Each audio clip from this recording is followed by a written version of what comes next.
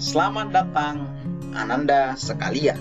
Kembali kita akan coba belajar IPS dengan topik mengenai dinamika penduduk Indonesia. Mari saksikan videonya supaya mengetahui bagaimana dinamika penduduk Indonesia saat ini. Selamat menyaksikan. Berikut adalah topik-topik pembahasan yang akan kita bicarakan pada video kali ini. Yang pertama adalah apa yang dimaksud dengan dinamika. Yang kedua adalah apa faktor yang mempengaruhi dinamika penduduk. Yang ketiga adalah apa perbedaan penduduk dan warga negara. Yang keempat adalah persebaran penduduk di Indonesia. Yang kelima adalah komposisi penduduk. Dan yang terakhir adalah pertumbuhan dan kualitas penduduk Indonesia. Yang pertama, kita akan coba bicarakan mengenai pengertian dari dinamika. Dinamika penduduk adalah perubahan jumlah penduduk pada suatu wilayah. Jadi kita bisa lihat gambar ini. Ini dari tahun ke tahun penduduk Indonesia mengalami perubahan. Inilah yang dinamakan dengan dinamika. Tentu ada penyebabnya, kenapa bertambah, kenapa berkurang penduduk dari suatu wilayah atau suatu negara. Faktor yang pertama adalah karena kelahiran. Ketika ada lahir, tentu penduduk akan bertambah. Yang kedua adalah kematian. Ketika terjadi kematian, penduduk akan berkurang. Nama lainnya adalah mortalitas. Yang ketiga itu adalah perpindahan atau migrasi. Perpindahan bisa mengakibatkan pertambahan penduduk ketika yang pindah dari negara lain masuk ke Indonesia. Perpindahan juga bisa mengakibatkan penduduk berkurang ketika penduduk Indonesia pindah ke negara lain. Yang kedua, kita akan coba bicarakan perbedaan penduduk dengan warga negara. Sekilas ini kedengaran hampir sama. Ternyata ada bedanya. Penduduk adalah kumpulan orang yang tinggal di suatu tempat dalam jangka waktu tertentu. Jadi Bapak termasuk penduduk, orang tua Ananda termasuk penduduk, Ananda juga termasuk penduduk. Tetapi ternyata orang luar negeri juga bisa disebut penduduk dengan catatan mereka yang tinggal di Indonesia dalam waktu yang lama. Mereka yang hanya datang berwisata ke Indonesia tidak dikategorikan sebagai penduduk Indonesia. Sedangkan warga negara ini adalah anggota resmi dari suatu negara, baik yang tinggal di Indonesia maupun di luar negeri. Contohnya apa? Mereka punya KTP dengan tertera ini warga negara Indonesia. Jadi sekalipun dia tinggal di luar negara Indonesia, misal di Malaysia, tetapi punya KTP Indonesia, maka mereka disebut warga negara Indonesia. Berikutnya adalah jumlah penduduk Indonesia. Indonesia berdasarkan jumlah penduduknya berada di posisi keempat. Nih, yang pertama adalah Cina, India, dan yang ketiga adalah Amerika Serikat. Yang keempat adalah Indonesia dengan 268 juta jiwa. Tentu Ananda sekalian, jumlah penduduk yang besar ini ibarat pisau bermata dua.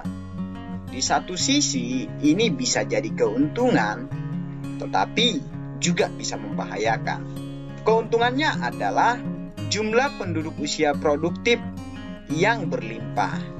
Jadi ketika masyarakat banyak, kemudian mereka berada di usia produktif bekerja, itu bisa menguntungkan negara tersebut. Tetapi di sisi lain bisa menjadi kerugian jika penduduk yang besar ini memiliki kualitas yang rendah, dilihat dari pendidikan, kesehatan, dan kesejahteraan. Ketika masyarakat banyak dan tidak memiliki kualitas pendidikan yang tinggi, maka nanti bisa jadi akan mengakibatkan tingkat pengangguran yang tinggi. Berikutnya kita masuk ke persebaran penduduk.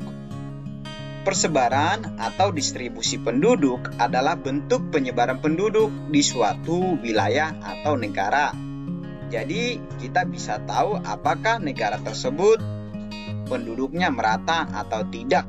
Kita bisa melihat kondisi penduduk Indonesia. Sumatera ada di 55 juta jiwa, kemudian ini Jawa 140 juta jiwa, kemudian Papua itu 4,1 juta jiwa. Sementara Kalimantan 15 juta jiwa, dan Pulau-Pulau Sulawesi itu ada yang 19, 2,9, dan 14 juta jiwa. Kita bisa melihat penduduk Indonesia kebanyakan berada di Pulau Jawa dengan 140 juta jiwa, atau kepadatan penduduk itu menunjukkan adanya perbedaan sumber daya. Ketika suatu daerah memiliki sumber daya alam yang baik, sumber daya manusia yang baik, maka cenderung akan dipenuhi oleh masyarakat. Kenapa bisa begitu? Karena kalau suatu daerah punya dokter yang bagus, punya guru-guru dan dosen yang bagus, tentu orang akan berbondong-bondong menuju daerah tersebut demi memperoleh pelayanan yang terbaik. Kemudian juga menunjukkan tidak meratanya pembangunan, atau semakin tingkat persebarannya tidak merata, itu menunjukkan daerah tersebut pembangunannya juga tidak merata.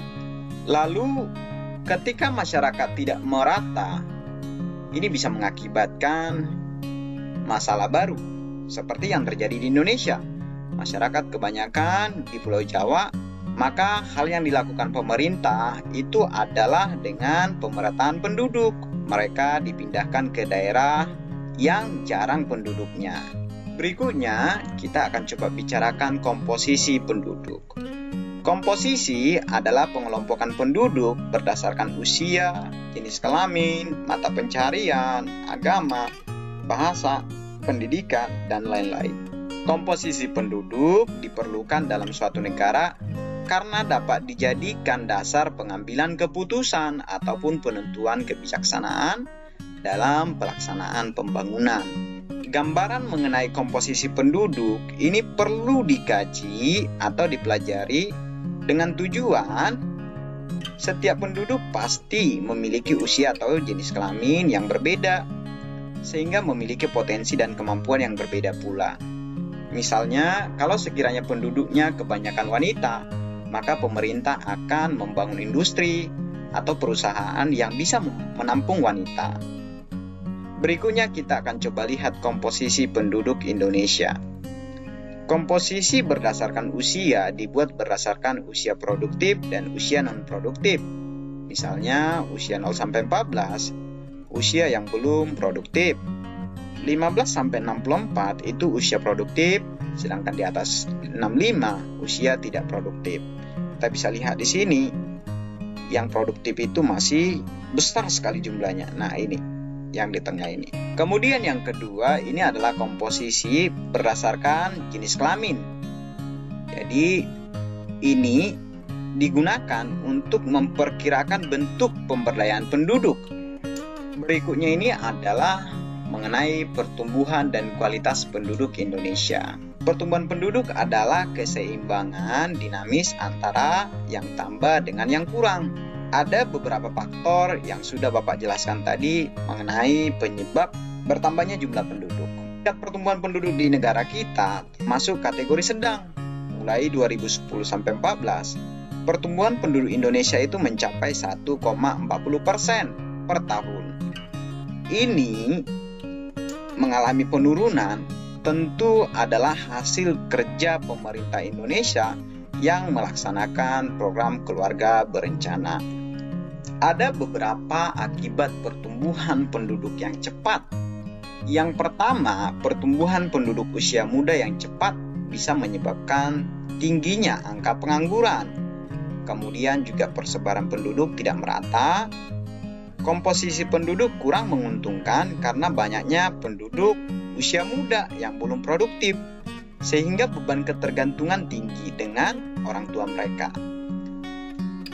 Kemudian arus urbanisasinya tinggi, sebab di kota lebih banyak menyediakan lapangan kerja, Setelah sampai di kota, yang terjadi adalah justru banyak masyarakat yang tidak memiliki pekerjaan. Berikutnya adalah menurunnya kualitas dan tingkat kesejahteraan penduduk. Maka dari itulah sangat penting jumlah penduduk disesuaikan atau diatur. Berikutnya kita akan coba lihat kualitas penduduk Indonesia. Yang pertama adalah ini masalah rendahnya tingkat pendidikan. Kenapa bisa begitu? Satu, karena rendahnya pendidikan orang tua. Hal ini mempengaruhi pendapatan mereka. Ketika pendapatan orang tua sangat rendah atau di bawah minimum, maka ini mengakibatkan orang tua tidak mampu menyekolahkan anak. Setelah tidak mampu menyekolahkan anak, maka akibatnya adalah rendahnya tingkat pendidikan dari masyarakat Indonesia. Pemerintah meningkatkan mutu pendidikan itu melalui BOS, wajib belajar 9 tahun, kartu KIP, beasiswa, dan sebagainya. Artinya, begitu banyak program pemerintah untuk mendukung pendidikan Ananda sekalian. Yang paling utama adalah keinginan belajar. Pemerintah membiayai, mendukung program pendidikan Ananda sekalian. Masalah kedua dari penduduk Indonesia adalah rendahnya tingkat kesehatan. Sementara kesehatan masyarakat atau penduduk itu menunjang keberhasilan pembangunan. Masyarakat yang sehat akan mendukung pembangunan. Sebaliknya, masyarakat yang kurang sehat pasti akan menghambat atau mengganggu pembangunan. Tingkat kesehatan bisa dilihat dari besarnya angka kematian bayi dan juga usia harapan hidup penduduknya. Yang ketiga yang jadi masalah adalah mengenai mata pencaharian. Pertambahan penduduk yang tinggi meningkatkan angkatan kerja atau orang-orang yang siap bekerja. Di satu sisi, justru lapangan pekerja terbatas, maka hal ini mengakibatkan pengangguran. Ketika pengangguran terjadi, maka mengakibatkan masalah ini, yaitu mata pencaharian dan juga pendapatan yang sedikit. Itulah informasi lengkap mengenai dinamika penduduk Indonesia. Bapak menghimbau Ananda sekalian untuk terus belajar keras agar kelak Ananda bisa meningkatkan kualitas penduduk Indonesia. Terima kasih telah menyaksikan video kali ini. Jangan lupa untuk like, komen, dan subscribe untuk mendukung channel Bapak. Terima kasih.